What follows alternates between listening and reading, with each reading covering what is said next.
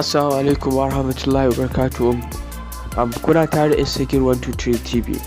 A yau ba tare da ɓata lokaci ba za mu kawo muku wani wato ainihin sirri ne a cikin WhatsApp. Ma'ana sirrin nan shine wanda idan mutum baya so waɗansu su ga status ɗinsa, sai waɗanda ya zaɓa su za su ga status ɗinsa. So wannan sirrin shi za ku nuna a cikin WhatsApp. So muna son in kai sabon zuwa ne wannan channel ɗin tamu ta Sakir 123 TV, muna so ka shiga ka danna mana wato ainihin subscribing, ka danna mana. Da farko za ka yi sacin Sakir 123 TV. bayan ta buɗe ka danna mana ga logon mu nan, sai ka danna mana alamar subscribing, sai ka danna alamar ƙararrawa, sai ka zaɓi ƙwallace mun saki sabon bidiyo za ku rinka gani. So mun gode. Da farko za mu zo mu shiga cikin wato ainihin WhatsApp ɗinmu.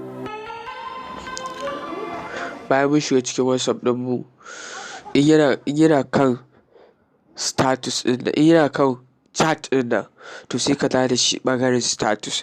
Bayan ka dawo da shi ɓangaren status, akwai wani dot guda uku a nan gefe wajen kusa da sacin ɗin da sai ka danna shi. Bayan ka danna shi, sai kuma ka zo ka status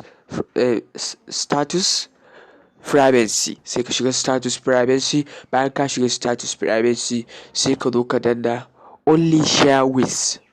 Wanda only share with ɗin nan, to duk wanda kai wa tick, misali Abubakar Bello, Abubakar Tutu, Abba Mai Kare, so Abdul Gwalzo,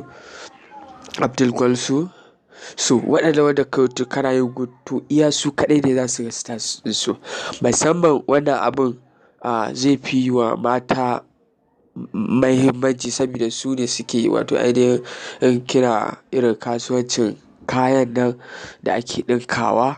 So ba kya so wato ainihin maza su gani, to za ki iya zuwa ki amfani da wannan abun. Sannan maza su ma in ba sa so wato ainihin mata su ga wato ainihin abubuwan da suka ɗora, su za su iya amfani da wannan abun. So mun gode. Kada ku manta ku danna mana alamar subscribing, ku danna mana like, ku danna mana share. Mun gode, sai anjima.